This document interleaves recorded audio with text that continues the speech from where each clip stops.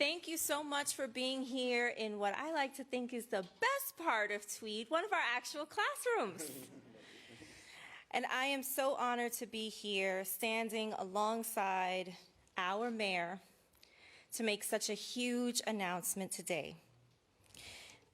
Under this administration, we've invested over $3 billion for 3K and pre-K seats across the city, expanded access to special education pre-K seats, and launched a 10-point plan to make high-quality childcare more affordable for our futures. Now I'd like to introduce someone whose unwavering support for our city's youngest learners has led us to today's announcement, our mayor, Mayor Eric Adams. Thank you. Thank you so much, and really excited. You probably didn't notice when he walked in, but we're here with former Mayor de Blasio. We cannot say enough, and part of being a mayor is to ask yourself, what is the legacy you're laying out for the future? And there is no job that is just so rewarding and challenging than being the mayor of a city in general, but specifically the mayor of the greatest city on the globe, and that's New York City.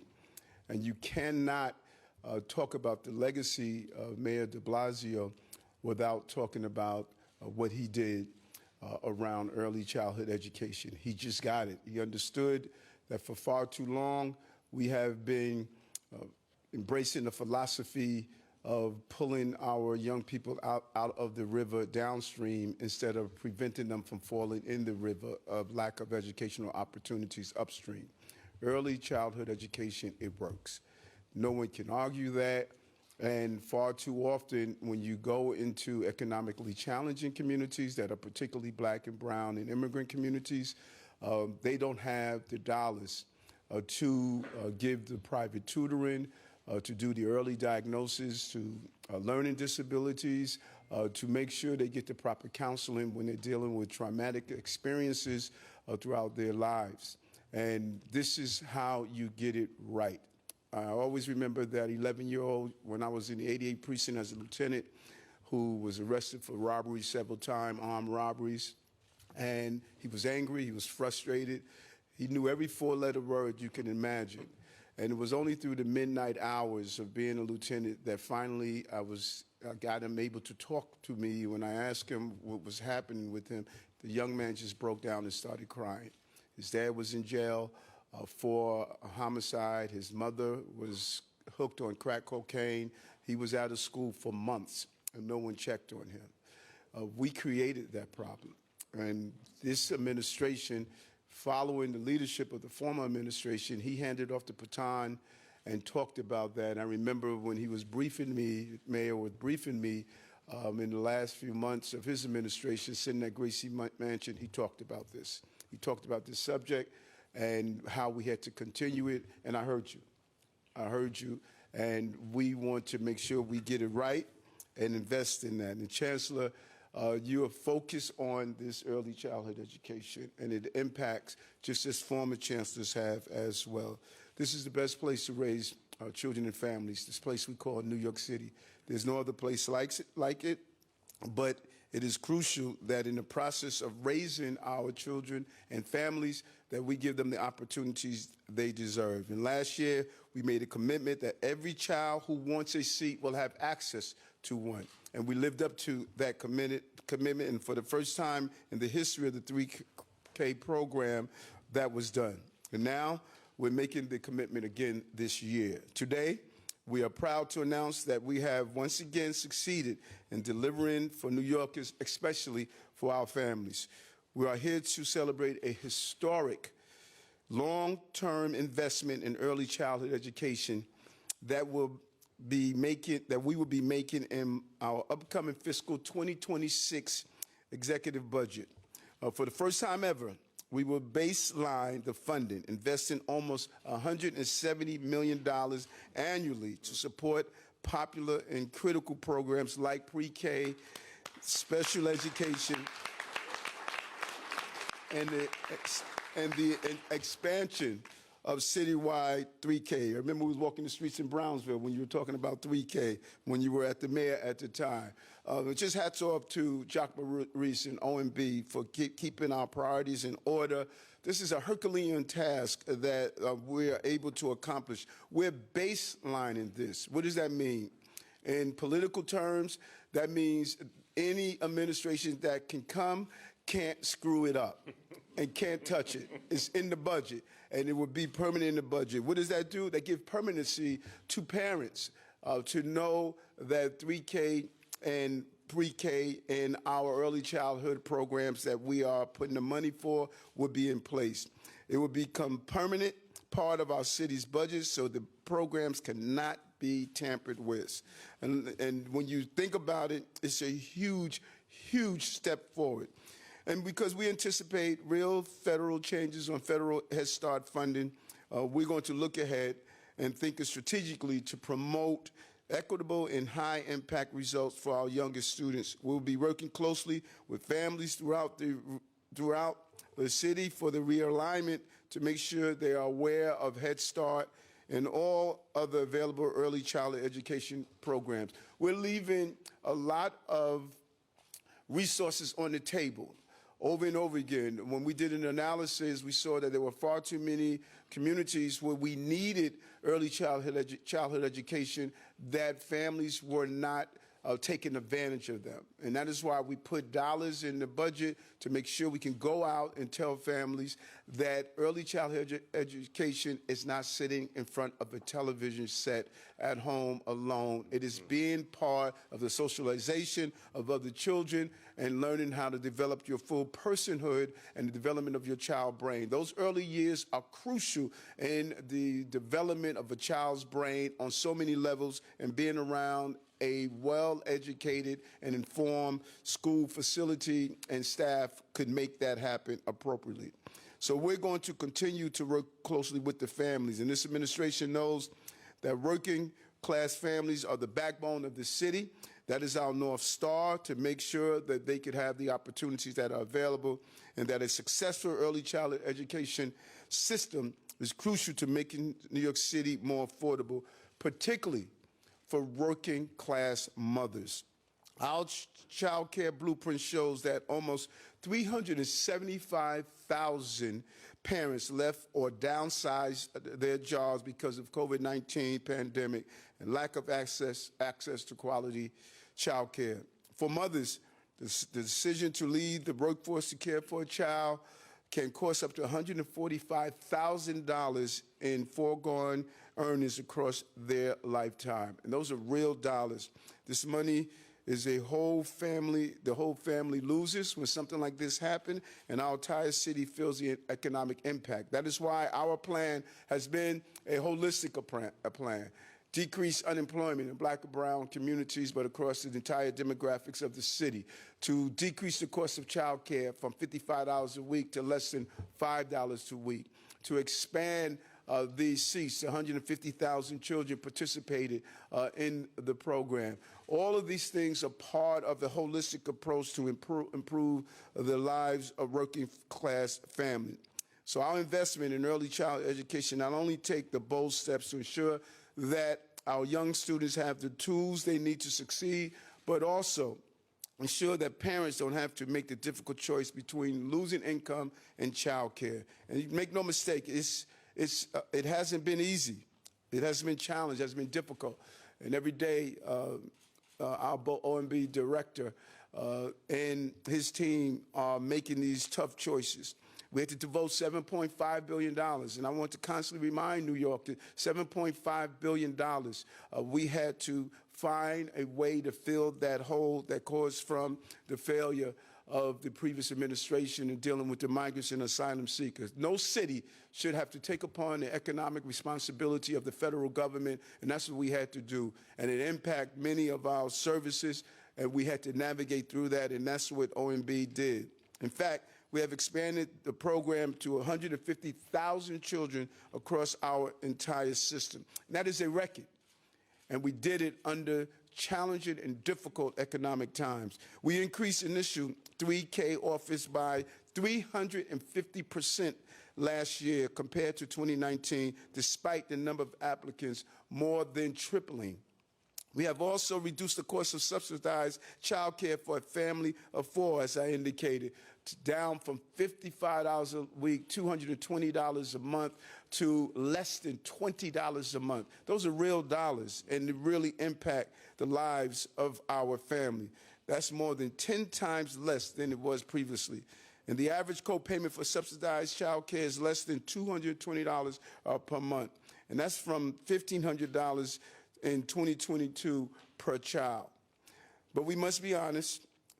The easy thing to do is to ignore the challenges within the early child education system, and we're not going to do that. We must be smarter, we must be in alignment, and we must make sure every child that needs a seat can have a seat. And today, we're making long-term investments that will make the programs more sustainable into the future for the years to come, to make New York City continue to be the best place to raise children and families. The role of chief executives, as the mayor will continue, is to take the baton from previous administrations and continue the mile.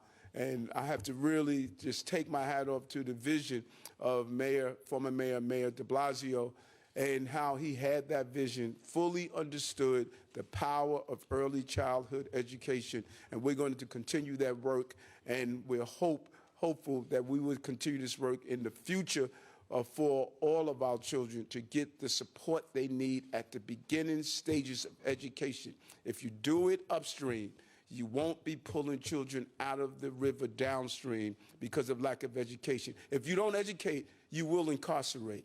And that is what we are attempting to do. We want to educate. Thank you. Thank you so much, Mayor.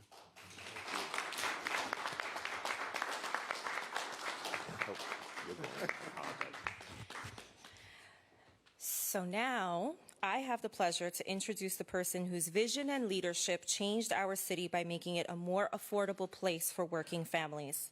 10 years ago, his universal pre-K program changed the lives of over 73,000 children and their families, and was the most ambitious early childhood expansion in the nation's history. Today, we have a record 150,000 children enrolled in our early childhood programs, and the number keeps growing. Thank you to former Mayor de Blasio.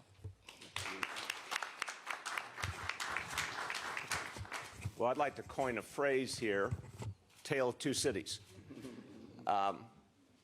It was over 10 years ago that I went to Albany to try and get help to make sure we could have pre-K for all. And the people in New York City had spoken in the 2013 election. They had spoken resoundingly in favor of helping our youngest children. I went to Albany and I found a door that was closed quite often and a lack of support. And we had to fight and fight and fight to finally get what our children deserved. I juxtaposed that in my tale of two cities. I juxtaposed that with what we're seeing here today. In this case today, I was minding my own business this weekend, and Mayor Adams called and said, we're going to invest more in early childhood education. And it wasn't because I was hassling him. It was because he had that commitment to our children. And I look at what a difference a decade makes. And I appreciate what the mayor said about his own personal experiences, why his life taught him the importance of reaching our young people early and giving them that better option. And this investment is huge because baselining, I loved your description of baselining, Mayor. You made it politician-proof. That's pretty good, you know. But this is when you really find out what a city is about, what a community is about, when you say we're not only going to invest, but we're going to invest permanently in our youngest kids, in our families, to actually give them the chance they deserve in life. So, Mayor, this is profoundly important. And if it wasn't baselined, it would be endangered in the future. There's no question about it. These are perilous times. And in these kind of times, we got to make our priorities even sharper. We've got to really throw down and say, this is what we're going to do no matter what. And that's what Mayor Adams has done here today on behalf of our children. I want to thank the Chancellor. I really appreciate the great work you're doing. I want to thank my old friend Jacques Jiha who, the minute I saw him when I came in today, I remembered the many, many unreasonable things I asked him to do. And the look on his face each time of painful resignation. And yet he found a way to achieve these lofty goals and balance the budget at the same time. And I also want to thank, I know they're not here, but our friends in the City Council. I want to particularly thank Councilmember Justin Brannan and Councilmember Rita Joseph, both of whom have been champions for early childhood education. Look, there's three simple things I want to say, and I'll say them quickly. 10 years ago, we just passed the 10-year anniversary of the start of the program. There's been some really interesting reporting kind of bringing those times back. And I just want to tell you, if you meet anyone who was part of that effort, really just take a moment to appreciate what they did in record time. What we laid out as a goal to create universal pre-K and then later 3K, we ourselves wondered many times whether it was possible. And the only reason it happened was the extraordinary efforts of public servants who went so far beyond the call, I can't even tell you. The nights, the weekends, everything. But just the belief in reaching our children. The mayor said something really important a moment ago. If we didn't do that, a lot of kids, instead of getting the education they deserve, are going to spend a lot of time in front of a television and not get that opportunity to tap into their potential. That fueled us back in 2014. We knew if we failed in 2014, we would lose that year of children. That group of kids' futures hung in the balance. And that's what kept us going every single time. But I just got to say, folks in this building and beyond did unbelievable things. And it's a time in history when public servants are under attack, wrongfully.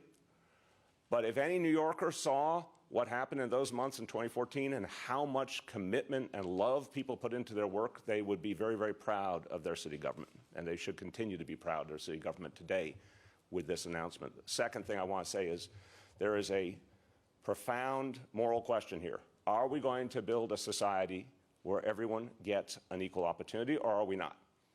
When we invest in early childhood education, we create something that actually lives up to the ideals of this country and this city. We say every child should start at the same starting line.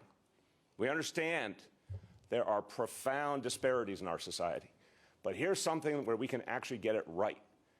And we know, doesn't matter which zip code you're in, there are kids who will do extraordinary things for humanity that just given that chance.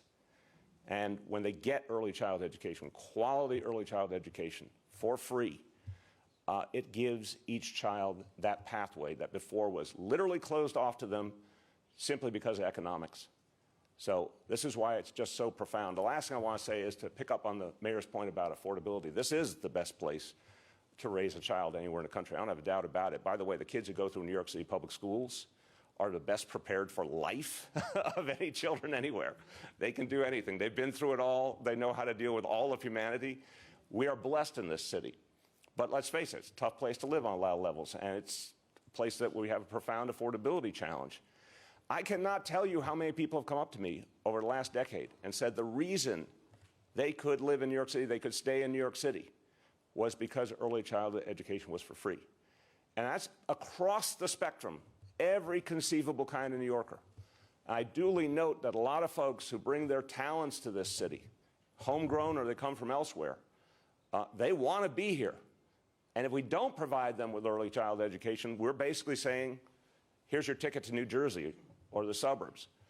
But when we do this, and the mayor's done something really important here today by sending a message to so many New Yorkers, we want you here, we need you here, and we're going to take care of your kids to make sure that this community can be strong.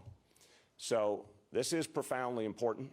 We have more work to do always, and I want to particularly thank the mayor and the chancellor for their focus on kids with special needs, special education kids at the early childhood level. That was an area we honestly needed to do more in, and you took that baton and went much farther, and I'm deeply appreciative for that. But the bottom line is this is progress, real progress today for our children and families and for a more affordable New York. So it's something to celebrate. Thank you, Mayor. Thank you.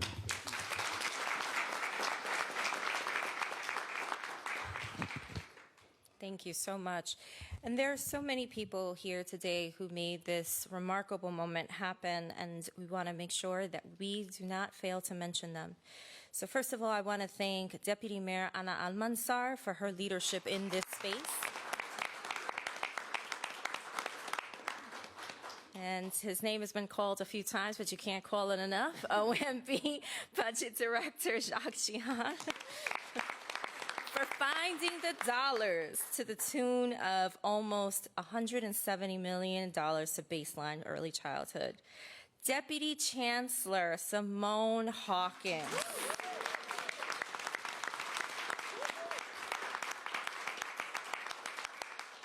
And Deputy Chancellor Christina Foti.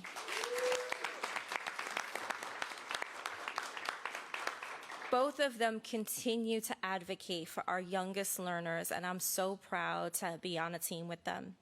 Tara Gardner, the Executive Director of the Daycare Council, representing our local providers. And our many partners and our advocates in this space, from our providers to our elected officials. And so I'm thrilled to be here today, not only as a lifelong educator and as chancellor, but really my first role in everything is as a mom. And if you don't know that to be true, you might have seen me do a little weird movement earlier where I tapped my head and went like this, and that was to tell my own daughter in the audience to take her hood off. Now she's hiding. Everybody look at her now.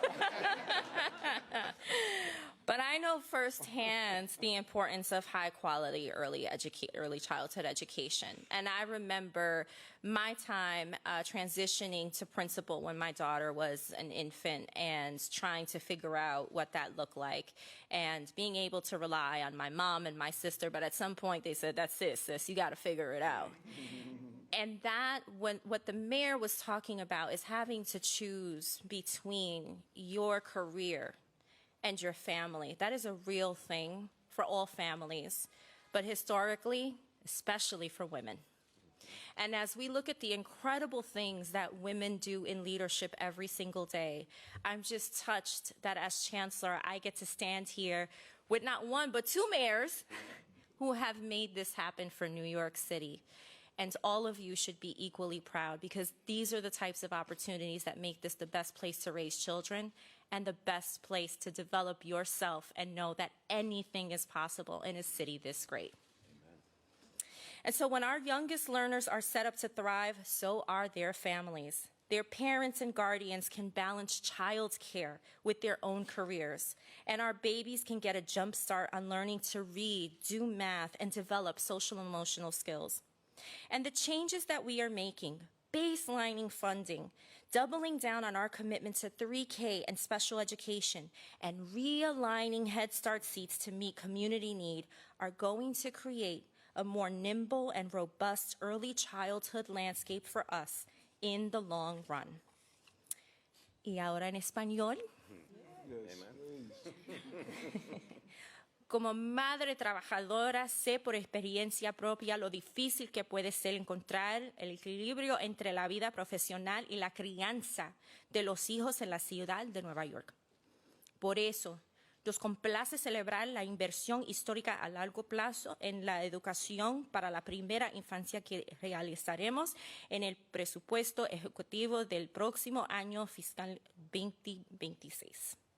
Por primera vez, contaremos con financiamiento garantizado con una inversión de casi 170 millones anuales para respaldar programas muy valorados por las familias como educación especial de pre-kinder y la ampliación de nuestro programa de 3K a toda la ciudad.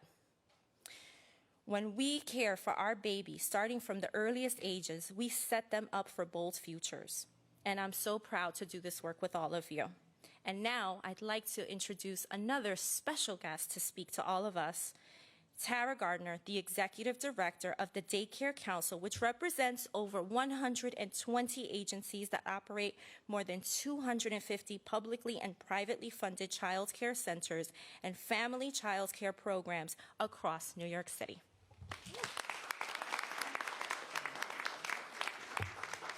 Good morning. Morning.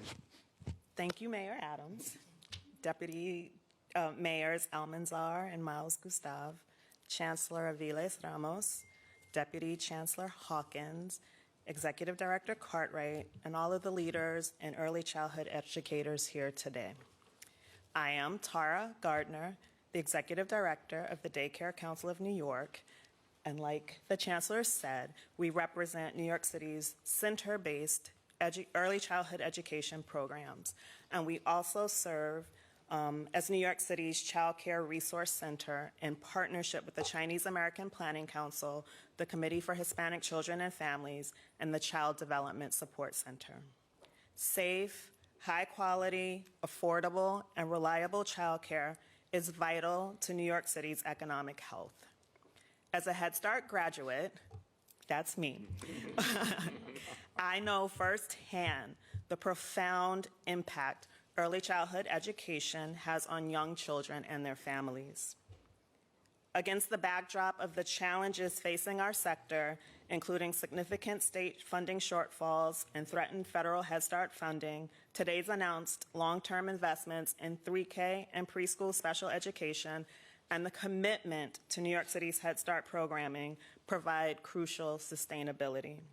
Most importantly, they guarantee that childcare seats and critical services remain available to families and children across all boroughs and neighborhoods, regardless of what happens at the federal level. These investments represent meaningful progress as we continue advocating for an early childcare system where the workforce is valued and all families, particularly those most in need, have access to care and the opportunities they deserve. Thank you.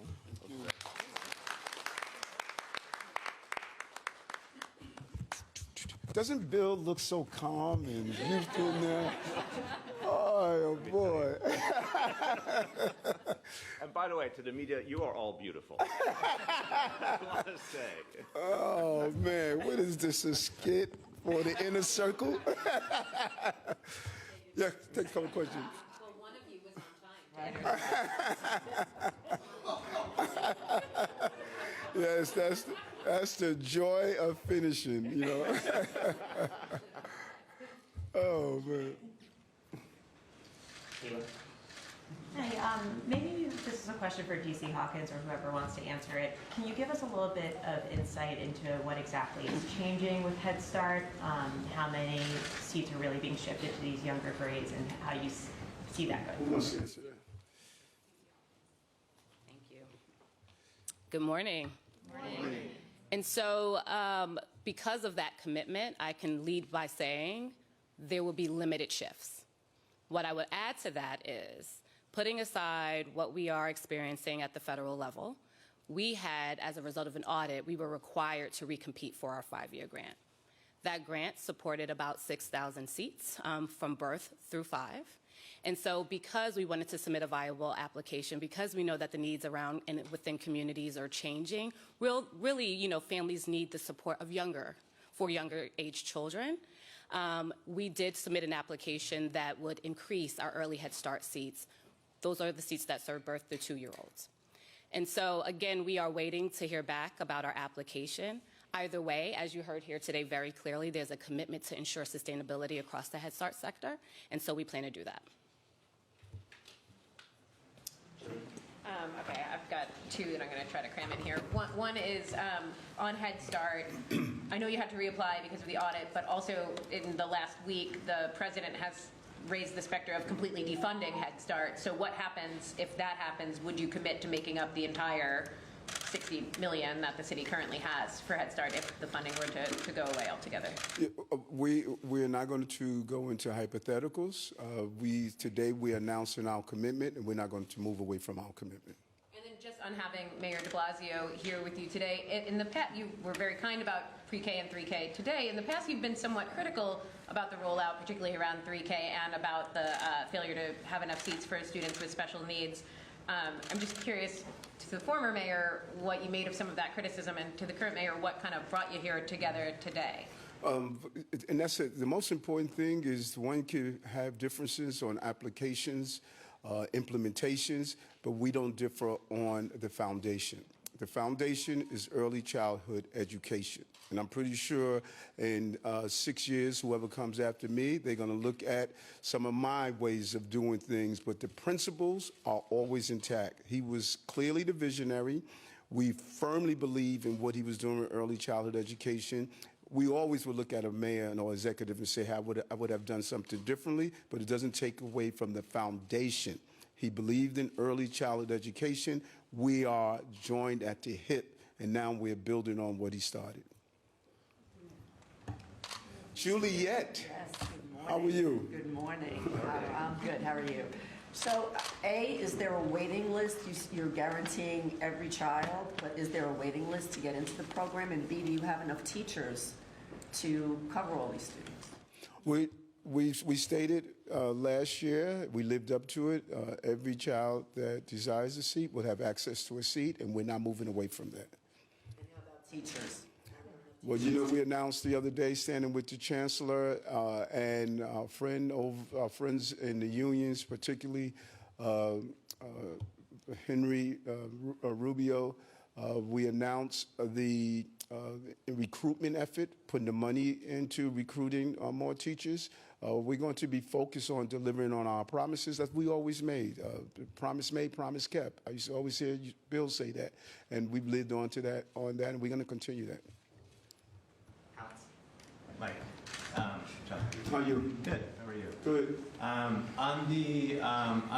the funding, so this was left out of your preliminary budget in January. So what changed in the 3 months since then? And then just on that, you've talked a lot about this misalignment between seats and demand in the system. And so what are the status of your efforts to kind of move around seats, and do you expect more of that? Yeah, the budget, as we say over and over again, it doesn't seem to really catch on, but we try to be as clear as possible. It's a moving document. And, you know, no one knew some of the uncertainties that we're facing now. You don't know those uncertainties when you first sit down. And so that moving document continues to evolve. And this is one of those good evolutions. Sometimes the evolution is not the best evolution, but this is part of the moving, breathing document of a budget. And we want it to be very clear that we're going to baseline the funding for child care in this budget. And we're moving forward with that. And so you're going to hear a lot of announcements we're making. You're going to hear a lot of shifting because the economic uncertainties are what they are. And we need to be prepared. Remember, we have to balance our budget by law.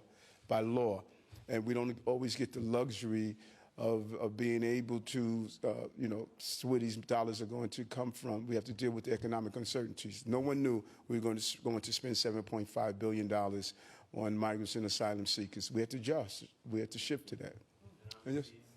Yeah, what we found, when you talk about nothing gets more emotions in this city than what happens with children. And when we looked at some of the seats, the administration had the idea, as the mayor just pointed out, the challenges was put in place. He built a system from ground up.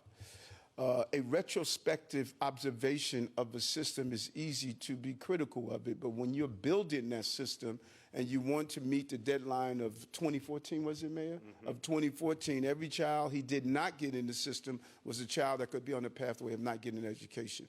Now it was our obligation, sitting down with the Chancellor and OMB, to say, okay, are we aligned correctly? That was our obligation, and that's what we're doing. That's a painful moment because there are those who are attached to their particular child care location but may not have the density that's needed. And so we have to be sensitive on how do we address that without traumatizing families and children, and that's what we've been doing. And these are tough choices. This is a question for the former mayor.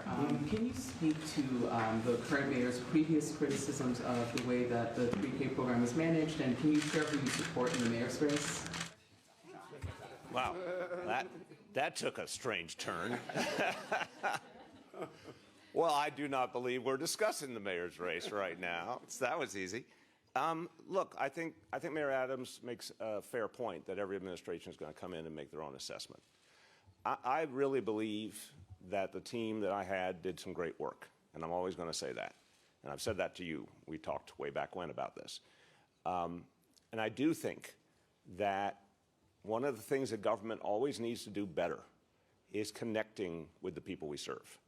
So we learned in the process of building pre-K for all and then 3K that so many parents historically didn't hear enough from the Department of Education or any other agency about what the truth was about the service being provided to them.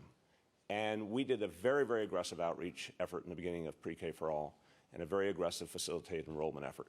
And I think that model is a great model for all parts of government going forward. So I would certainly say double down on that to ensure that these programs reach the most children and families and have the most impact. But again, I'm not sweating the past. What I care about is here is this moment where this mayor had a choice, and he chose to baseline. And it's an uncertain time. I really want to commend him for this. I've been talking to mayors and governors all over the country. This is I'm going to use a political science term here. This is a freaky time in government, okay? And this is really weird stuff is happening in our nation's capital. And so that uncertainty is deeply affecting local governments. For the mayor and his team to say, you know what, despite that, we are doubling down on early child education and we're baselining this money, I say amen. I'm not dwelling on the past. I say amen because this means a lot of kids now and in the future will benefit. Last question, Melissa. Thank you. Also a question for Mayor de Blasio, if I can. I know you said that we're The not... nostalgia, you could cut it with a knife here. and Juliet's going to tell me someplace that there's not proper testing being provided. Yes, exactly. We all feel fabulous. Well, Sorry. since we're having flashback, I know you said you're not discussing the mayor's race right now, but respectfully, you did raise in your remarks just a few minutes ago some of the obstacles that you faced as a new mayor trying to get your pre-K plan through. And I don't want to assume, but I am assuming maybe you can clarify. Are you talking about resistance that you got from Albany and from the governor? And is that why you brought that up here today? Because, you know, certain people's views on early childhood education might be important in this race that we are witnessing. It's not just about any particular election. It's a bigger point. You know, you either stand for early childhood education or you don't. And I just think everyone's record should be remembered. So, you know, I was pretty clear that the people in New York City made a decision. By the way, I'd like to remind everyone in the general election of 2013, that verdict was by 73% of the vote of the people in New York City to endorse a program that was led by Pre-K for All. And I had to fight and fight and fight in Albany. And it's just, that's part of the record. And the people will remember that, I believe, and I think they should remember it. And the most important reason I say that is, if anybody out there wants to talk about this issue, I say prove it. Prove it. Prove your commitment. And I appreciate that Mayor Adams is doing that today.